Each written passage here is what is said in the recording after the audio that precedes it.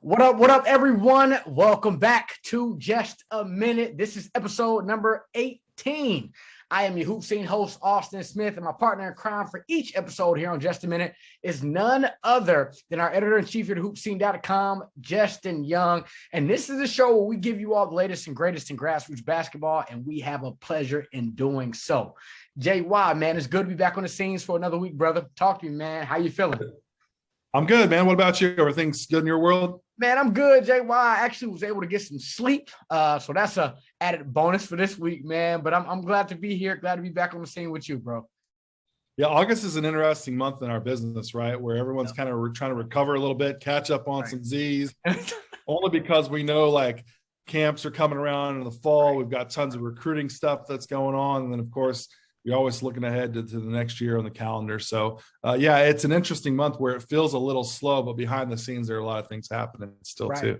And behind the scenes, like you said, the train does keep moving for everyone. Players are getting back to high school now. They're getting situated with high schools. On our end, we're kind of taking that dive right into recruiting season, and we're getting in the heat of it. The signing period comes in November. So these next 2 months are really key in grassroots basketball. So with that, JY, as things start to unwind more and more, we've got players taking visits, players taking commitments, a lot of information behind the scenes regarding prospects as they ultimately help determine their futures. But, in particular, we've got some commitments to take note of this week, man. We've got some players right now we're going to go through, man. I'll let you get that ball rolling as far as the commitments that we've seen so far. Yeah, so we always are taking a look and seeing what's happening because, in recruiting, it's a domino effect that if player A commits to school A, then that means player B that was probably on that pecking order can no longer go to that school. So now we're starting to see like who's going where and how that impacts everything. And so now they're starting to heat up at a more regular clip. But then you also have some guys that I love when this happens, when staffs identify a player that they really like that may be under the recruiting radar of talking about our rankings or an opinion or types of offers. And so when you have these early commitments, to me, it just means that school really, really likes that player. And they've got to get him locked up before everybody piles on and they come and get involved. And a guy that I've been banging on the drum for since I saw him for the first time in October at my friend Tim Davis's event, the Great Western Classic up in Salt Lake, is Isaiah Sellers from Southern California Academy.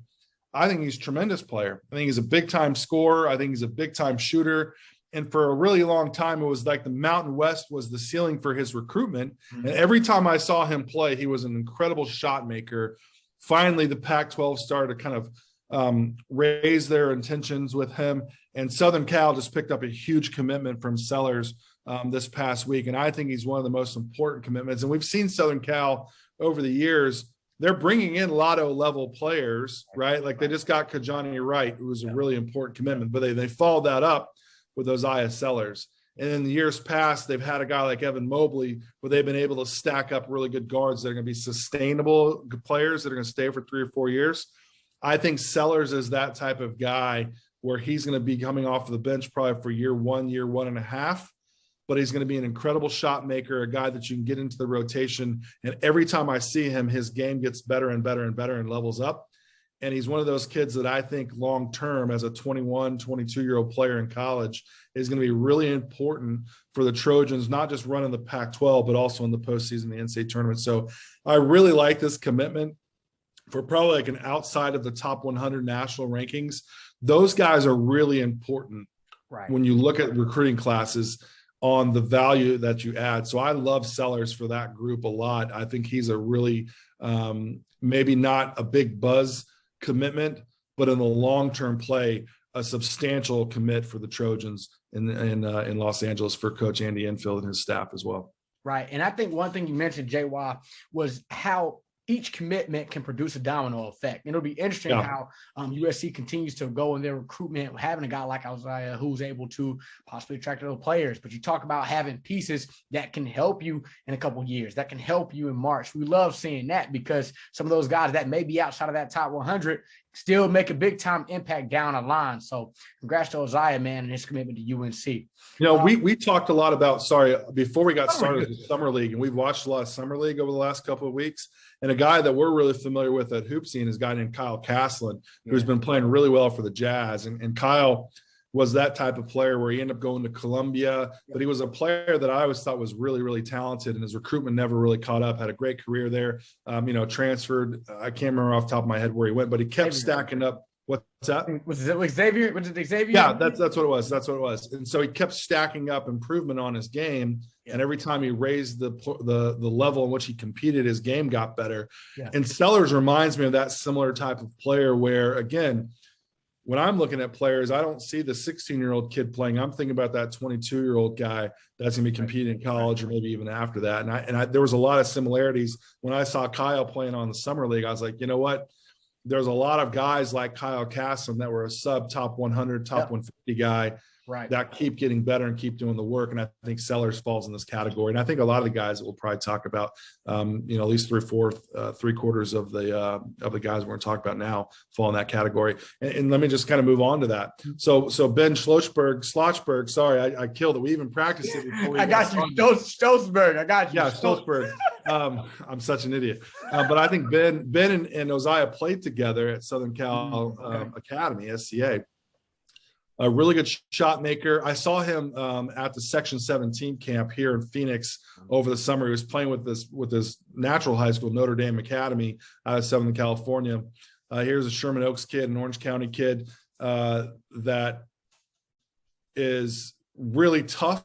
He had the biggest black eye I've ever seen on a player. In fact, I got his profile picture because I was like, I've got to capture this moment, because how many other times am I going to have a guy with this kind of shiner that we're watching compete? In fact, I've got to pull it up just because I think it's phenomenal, because it's worth showing on the thing. But like my man took a UFC black eye. Okay, so that's the type of commitment that you're going to be getting with Creighton. And Creighton's no stranger to landing really good players over the last, I don't know, forever. Mm-hmm. And they keep stacking those guys up. And Ben is a guy that I think is going to come in, be a really good shot maker, be a really good defender.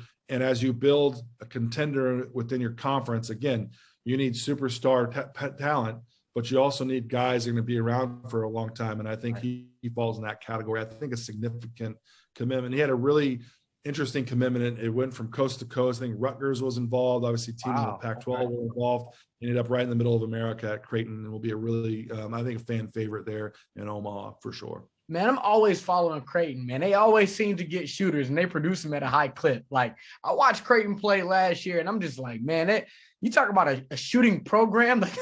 they get shooters, they produce shooters, man. Creighton is always one of the fun teams for me to watch, especially getting the tournament season.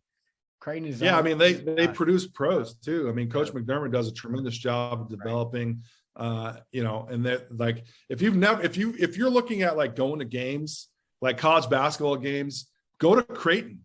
Like, that atmosphere there is insane. I remember when I was covering the Oregon Ducks at the time, and Dana Altman got the job in Eugene. He left Creighton to go to Eugene. And I remember him talking about like how difficult it was for him to leave Creighton because of what a great job that it was. And the arena is a high-level arena. In fact, they used it for a G League team there for a while there in Omaha. And so, like, you've got a fan base that I don't think a lot of people that aren't familiar with Creighton realize, like, how intense it is. Like, there's a Gonzaga level of excitement with that program year in and year out. They pack 19,000 people into an arena out there each and every game. It's an unbelievable atmosphere. It's an unbelievable arena. And it's no surprise they're landing players from all over the country. Dang, man. Coach McDermott does it again. We'll be definitely following Ben Schlossberg, man. And as he continues to proceed to the next level at Creighton, congrats to you, Ben. Best of luck in the future. All right, so JY, man, I got to kind of give my own 2 cents. Get in it. Man, let's talk about Sean Jones coming to Marquette. I love watching point guards who have an ability to create off the dribble, and then they can do so still being able to get the ball to their teammates. But I think Sean Jones is a good pickup for Shaka Smart at Marquette. I think that it's going to be a very good situation for him, because I like Sean, man. I think that after seeing him at the Grassroots Showcase in Louisville, or hearing about him on video and everything, you see that feel and presence as he brings to the floor in general. It's a little exciting, but also him being able to create, get to his spots, make shots, get to the rim and finish. You saw a complete package when he played with All Ohio, and I'm excited for him in the future, man. What do you think about Sean Jones? You know, when Shaka Smart had the success at VCU, he had guards like Sean Jones on the roster, right? And they had interchangeable guys, exactly what you're saying, guys that could create, guys that had a toughness to them, guys that play with a little bit of a chip on their shoulder. And, you know, it's interesting, Sean Jones, I'd be interested once he gets enrolled in college, when coaches can actually like comment on players, or once he signs with Marquette, I'd be curious to get into the dialogue of how much film he watched, Shaka and his staff did, of Sean Jones before they could go back out in July. Like, we have all the data on who watches our streams. Mm-hmm. Marquette was as consistent of a program there was for everything that we did. And all Ohio play with us a lot through our partners NYLA at the Grassroots Showcase up in Louisville in April. Our biggest event of the year, 600 plus teams, not a Division I college coach in the building. He played really, really well. They had a schedule that was really intense. Mm-hmm. And I'd be curious to know how much pre-live period recruiting happened with a guy like Sean Jones, and did they get into the film and the streams and watch him? Like, he'd be a really interesting guy to see where they got their claws into him, if you will, on the recruiting side. I really like the pickup a lot. And again, when he was really good in Richmond, Virginia with VCU, he had guys like Sean Jones on the roster. Yeah. And you mentioned that thing about, you know, the whole thing about, you know, how much pre-recruiting they did. I can tell you from firsthand visible experience, I saw Shaka Smart recruiting the entire time at Best of the South in Atlanta. Like, you looked at, oh, there's Shaka, up there's Shaka. And regardless, you can kind of get a feel of maybe what player he was watching on what corresponding team. But every game, once you kind of got a feel for who maybe he was looking at, you knew he was always going to be there. And he stayed there for a long period of time. So I'm interested too, just like you, because if he was there in Atlanta doing that for, you know, players in Atlanta, I'm pretty sure Sean felt that Shaka valued him as a prospect. He probably felt that Shaka also really wanted him to be a part of this next generation of guards that he'll be able to have success with, like he's had in the past. Well, you mentioned it. Like, I'm always interested in seeing when a college coach takes over a program, who's in their first recruiting class. Yeah. What is the feel for the type of player that you want to establish your program with? And so if you're a fan of Marquette, go watch some of that film. There's tons of it out there. I know our friends at Courtside Films have a number of things. We may even have some stuff, I remember correctly, from OST 247. We may have some stuff on Sean.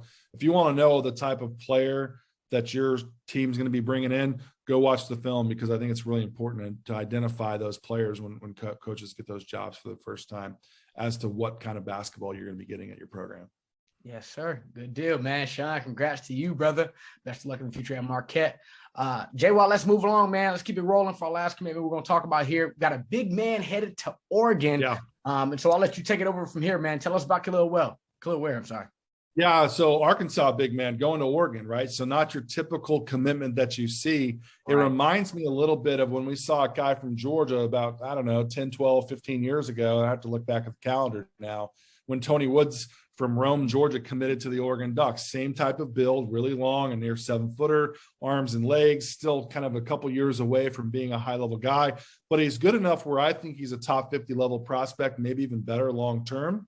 And I've ranked them accordingly to that. The Ducks got in there and they got it done. And they've done a really good job over the years of bringing in junior college players and one-and-done transfers. But a guy like Khalil Ware gives him a little bit of time to develop, because you're having 22-year-old, 21-year-old players coming in as a transfer where they can play right away. So you can have a guy like Chris Duarte playing, but then also still bringing along slowly a near 7-footer, or probably is a 7-footer by the time he graduates from Eugene. And I think that's a really important commitment, as you get a guy that's going to be on NBA radars because of his size, his shot blocking ability, his ability to go rim to rim. The Pangos camp, we talked about this on Just a Minute back in the summertime, midsummer, or I guess it was beginning of the summer, it was. And there were so many high-level big guys. We had Jalen Duren there. We had Derek Lively there. We had Khalil Ware. We had Big Vince from Texas there. We had all these really high-level big men at that camp. And Khalil Ware was just as equally as good, along with those guys. Again, a top 50 national prospect, which is becoming quite a regular thing now that we're seeing for the Oregon Ducks. Yeah. And as USC picks up a commitment from a big-time guy in Kajani Wright, the Oregon Ducks counter and add a guy like Khalil Ware. And so now we're starting to see this posturing happen within recruiting classes for the class of 22. The Pac-12, it always kind of gets dumped on a little bit for not being that great of a conference, but they're keep stacking up high-level top 50 players, and the Oregon Ducks have to be really happy with the guy that they got from North Little Rock, Arkansas. All right, man. I think the benefit for Khalil Ware, like you said, he'll be able to battle. You know, you have those transfers that come in or help his development even get a little bit quicker and faster as he continues to progress. And then Oregon gets another big man that'll ultimately help him long-term compete in the Pac-12. So, man, Khalil, good luck to you, brother. Congrats on signing to Oregon. I know it might be a little bit of drive from Arkansas to Oregon, but I'm sure he'll adjust, man. Oregon's as a Southern guy that left the South to go to Oregon, I get it, man. You miss it. I get it. You know, he's going to get adapted to. We don't have quite the barbecue that we've got down in the South up in Eugene, but they've got Hawaiian barbecue, which that's what I was going to ask. What's the separation? Yeah, it's a great trade-off, man. It's a great trade-off. Okay. We'll see Hawaiian barbecue. Now I got to get to Arizona, and I got to really try out some Hawaiian barbecue, JY. You got me thinking about that now. We'll have a couple of opportunities for you and the whole HoopSeen staff to get out here to the West Coast in 2022. For sure. Okay, so JY, let's keep this train moving, brother. We got a big visitor of the weekend, we should call it. Let's keep it like the visitor of the weekend. Chris Livingston, okay? Arguably top 5, top 10, however you want to put it, top 10 player in the country, top 3, depending on what ranking, maybe number 1, but he's going to Tennessee State. And I think it's a pretty dope visit, man, you know, for him going into an HBCU and to have that experience. And I want to talk about that, man. You tell me a little bit about your thoughts on Chris Livingston heading to visit to Tennessee State. You're right. I mean, he's a top 10 national prospect. He's a physically gifted player. We've seen him for a long time. He played with us at Best of South as a youngster. Right. He played with us, I think, was at Bob Gibbons a little bit this year. Yep. We've seen him quite a bit of different stops along the way with USA Basketball and some of these All-American camps. An undeniable talent with undeniable size. A guy that the minute you walk out there on the floor, you're like, that's the guy. LeBron James brought him under his wing because he's a kid from Akron, Ohio. I remember sharing a bleacher with LeBron James and Rich Paul and you know, some of the people that are part of that group out in Las Vegas a couple years ago, like an 8 a.m. game. I think it was like me and my friends at Hoop Diamonds were like the only dudes in the gym, and we're out there watching Chris Livingston play. And I'm like, who in the world is LeBron James up early for in Las Vegas to watch? It was Chris Livingston. So he's been a player that's been on the radar for quite a long time. Again, undeniable talent, tons of upside. And you're right. And you know, what's interesting, I'm glad that you brought that up about the HBCU. When everything that happened last summer and guys were talking about within the bubble and how do we affect change? And, you know, a lot of prospects says, well, I'm going to start to consider an HBCU. And of all the HBCUs that I've really seen take advantage of kids saying they want to go do this, Tennessee State said, okay, listen, come see us, come to Nashville. Okay, Coach Penny's done a great job. He's got a tremendous staff that we know really, really, really well. They do their homework, they do their work. Okay, so they're getting these players to come in and they're saying, put your money where your mouth is. Come visit, come see what we're all about. And if you've ever been to Tennessee State, it's a really good situation and a really good town. Yeah. And I'm really happy to see a guy like Chris Livingston say, you know what, I'll take you up on that. I'll go there. Because listen, he's also visited Kentucky. Yep. He's visited Kansas. Right. He's visited Georgetown. Right. I believe he's visiting Memphis, also coming up next month in September. So he's going to the Blue Bloods, but he's also stepping up and saying, okay, I'll take a visit. It's really easy to put a graphic out there and put a school's logo on there and say, I'm interested, but that's it. Like, so, you know, credit to Tennessee State and putting and challenging him to take a visit, not even challenging him, inviting him to come take a visit, and Chris is doing it. And I think that's a credit to Tennessee State and what they're doing. And I don't think that gets talked about enough in recruiting now. And they're landing some players. They're going to start to continue to land players because if you know that staff, they're men that you want to go compete with and go play for. And so I think that's a real credit to them. And I think it's one of the most important stories that there is in recruiting now, and I hope to see that happen more and more with prospects getting out there and looking at options that we haven't seen players of high caliber take looks at before in the past. Right. And again, credit to Coach Penny and his staff, and they've had success. Like Tennessee State wins ball games. They've had a bunch of upsets. They have a quality program where they get guys that come in, they buy into the system, and they ultimately compete and they win. One thing too, JY, I think an important part to look at is now with the NIL, you know, players are able to get some of that name, image, and likeness, and so situation, if it's a good fit and you're able to maybe profit off of your image, now you can look at it and say, well, hey, I can go to Tennessee State. I can find a good situation for me. So, man, everything changes, with media, with the NIL. So it'll be important specifically for a school like Tennessee State for us to follow them and see what ultimately happens on their recruiting trail and the impact of players deciding to go there down the line. Well, Tennessee State's got one of the most important NIL players there is in the country, regardless of sport, Master Peason, who I think signed a $2 million deal with the tech company when the first went down. So you can't ignore that at all. And so I think there's multiple layers to this visit. Is that, again, like, how can you not utilize that in your recruiting conversation? I'm not privy to what's been said in the recruiting conversations. But if I was at that school, you better believe I'm like, hey, listen, if you're a unique enough player and you've got that opportunity, we've got a guy on our team that's pulling in $2 million a year because of it. Okay. So the carryover, because of the eyes are going to be coming to that as is. There's obviously opportunity there. So again, credit to both Tennessee State and Chris Livingston for going against the norm for what we've seen in the recruiting circle before. Absolutely, man. Credit to you, Chris. So he's our visitor of the week for no-brainer reasons than that. Yeah. And we're going to start to see that too. Yeah. We are. After Labor Day, we're going to pick this up and make sure you log every Friday on HoopSeen for Fast Break Friday. We're going to take a big picture view at all the visitors that are going about. We will have the visitor of the week. And Chris Livingston is really the most important one. Also want to keep your eyes on is Denzel Aberdeen taking a visit to Georgia Tech this weekend. The point guard who really blew up over the summer with Southeast Elite. Really did a good job. Talked to him a couple of weeks ago out in Las Vegas. So that's another one to keep your eyes on as we go into this weekend for visits as well. Yes, sir, man. Jay, I'll give y'all a HoopSeen exclusive just now. Fast Break Fridays are coming back very soon. And then stay on the tune for our visitor week. Definitely more content to all of the great content we got at hoopseen.com. Stay tuned for that. Jay, let's keep it going. Let's talk about Livingston for a second, because that'll ultimately help us lead into this ranking situation we got going on. And I know everybody loves to see our hoopseen.com rankings. I think they're great. I think our staff, including you, is fantastic at helping figure out which players are in the totem pole and things like that. So Livingston currently is listed as number 6 on your 2022 hoopseen.com rankings, and you finalize the top of the list.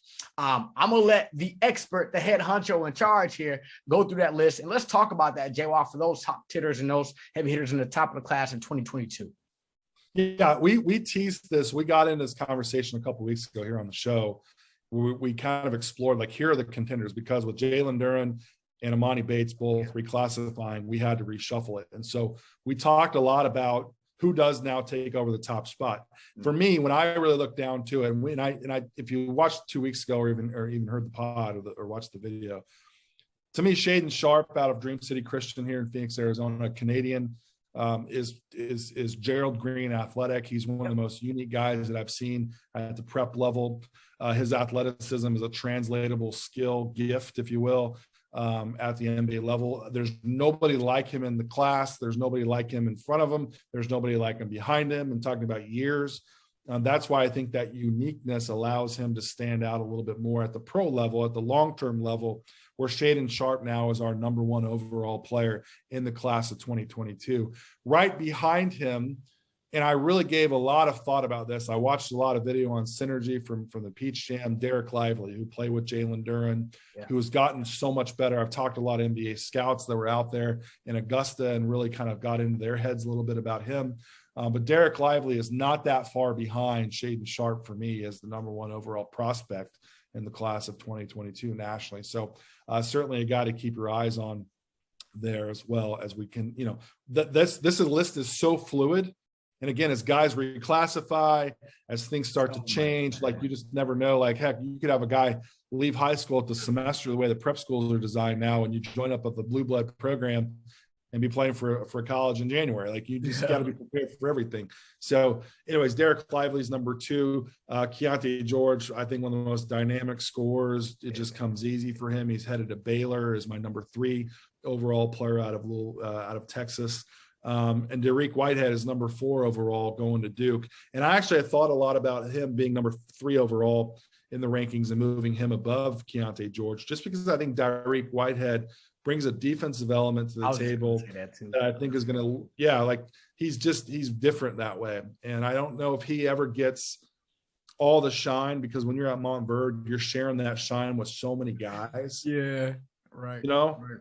I think Tyreek Whitehead is a dynamic player where he's had some ebbs and flows in his development. Where we saw him really young at USA Basketball as a 15 and under guy or 15-year-old player.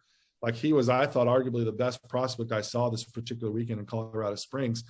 Then he kind of leveled off a little bit. And again, I think that's part of playing with all this talent down on Montverde is that playing field gets leveled a little bit. But after, again, watching more tape of him and really diving more into him, the NBA guys love him. And I actually think he's a contender to potentially even move up a couple spots and be number 2 overall. I'm not sure he's the top overall guy, but he's good enough to contend in there. And rounding things out is a guy named Amari Bailey. If you follow anything on social media or know anything about Drake or ETMP, or any of those like entertainment blogs, you know about Amari Bailey. He's going to UCLA. You know, he's played with Bronny. But for me, I've got to see more of him. I got to see far less about the entertainment stuff and much more about the basketball. And I think that's a lot of people's opinions right now with Amari Bailey. And so, Livingston's number 6, but this top 5, Austin, I think could be shaken up time and time again by the time all these guys get to graduation next May. So. But as we're at right now, Shaedon Sharpe to me is the dude. He's the most unique guy. Derek Lively is equally as unique when it compares to the other big guys in this class. But I spent a lot of time on this, watched a ton of film, talked to a lot of coaches, talked to a lot of NBA guys. Obviously, my eyeballs, I've been on the road probably more than anybody collectively over the last 18 months, seeing guys in person and really weighing apples to apples, which we talk about all the time on this show. And for me, like as we kind of get through it, it's a really interesting class to kind of figure out. But that's our top 5. And go over to HoopSeen. In fact, I think you're going to link it below, right, in the description or rankings. We'll have right below this right below the video in the video description section, there will be the link to go ahead and see our rankings.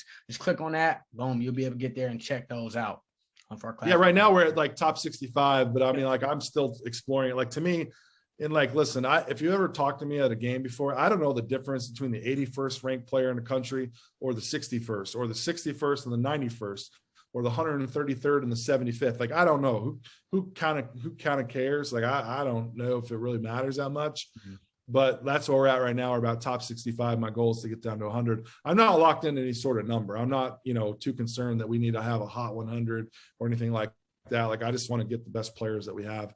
That we've seen. That's the most important thing that we've seen, and we've got a good feel for it. So it's a fluid thing. We add guys all the time. We move things around. So make sure you just bookmark that link that you've got in the description below and keep your eyes on that as well. Yeah, and I'll just let everyone know again, Jay, specifically for this class in 2022, they missed their almost entire 16 seasons due to COVID-19. So you think about that's a big year development.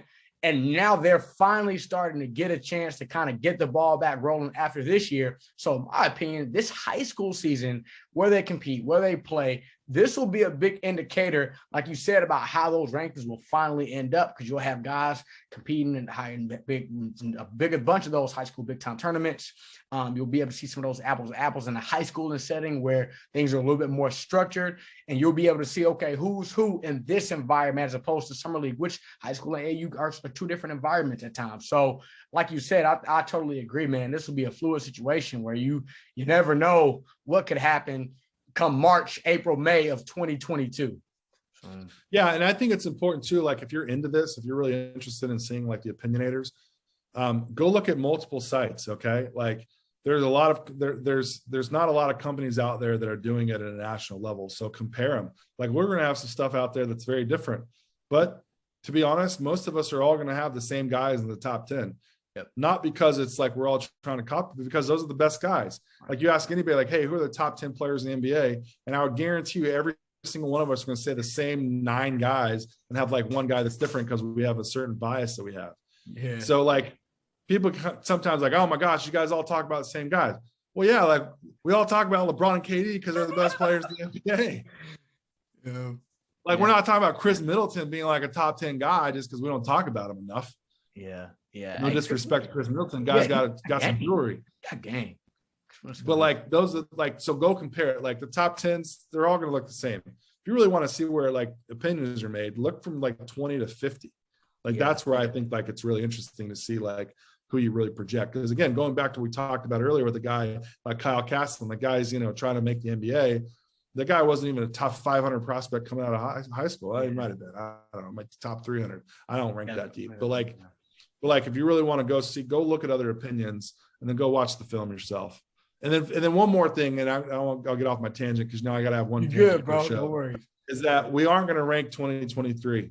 We're just not, because we haven't seen everybody in person. Yeah. Okay. And I don't know if anybody has. And so I don't mean to be disrespectful, but if you see a list, take it with the biggest grain of salt that there is, because there isn't in totality for everybody to go see it. We haven't been able to see in person the USA camps. Yep. We haven't been able to be to the Nike Elite 100 camp. Yep. We haven't had a chance to see a lot of these underclassmen. And so in order for us to come up with an opinion, it's a lot of incompletes. And so I don't feel comfortable enough in saying like, these are the top guys. Now we may have some stuff coming through, because again, there's some no-brainers as we watch film. Right. But like, I'm not in a big rush. And I can tell you this, college coaches aren't in a big rush for the class of 23. Yeah. They're still trying, some schools are still trying to fill 21 scholarships. Here we are on August 18th. By the time this comes out, August 20th. So like, just be patient, man. Just be patient. That's all. They'll come around. It'll come around in due time for sure. Again, everyone, hey, those 2022 rankings, national rankings will be in the description below. So go check those out. Also, JWoww preview camp season is around the corner too, man. I'm excited. Got numerous stops, and I think our staff is doing a great job, man, of not only just planning that out, but being able to hit a bunch of key states here to give guys opportunities to be seen. The link for the preview camp sign up as well will be in the description below this video. So don't say we didn't warn you. We're letting you know now. Those preview camps fill up fast, right? And that's an opportunity, players, for you to get an opportunity to get your name out there. Parents, that's an opportunity for your son to be able to have, or daughter to have a chance to get out and get some recognition behind their name as well, to compete and get valuable instruction. Our guy, Coach Daryl LeBerry, is doing a phenomenal job running that. And that's what makes us different, in my opinion. You get the opportunity to compete, but you also get detailed instruction that you can take back with you at your corresponding high schools and your travel ball seasons in the following year. So preview camp season is upon us. I'm excited. JWoww, are you excited? I can't wait. It's a no frills camp. It's a no all-star camp. It is about getting better. It's about connecting you with the next level. And that's what it should always be about. And yeah, man, our staff, they're killing it. It's a cool, like we got a female camp. We got a middle school camp. We got a Kentucky camp. These are all new offerings in our preview camp series that we've got going together. Shout out to our team. And again, if you've never been to one, come out and play, come out and compete, come out and get better. Go home with constructive criticism to help you become a player that can compete at the next level. And yeah, it's super exciting. So as you said it right, man, get signed up. As we always say, just go get signed up. Do that. Link is in this description below. Man, JWoww, this episode was a good one, bro. 18. 2 more from 20, man. Can you believe that? 2 more from 20. No, I know. When you said that, open up the show, it was 18 weeks of doing this. I love it. And I hope that if you aren't subscribed to the YouTube channel, go ahead and subscribe to it now. Get it there in your feed. Yeah, thanks for watching. And if you're a regular of this, we appreciate you coming in every single week. No doubt about it. Thank you all dearly.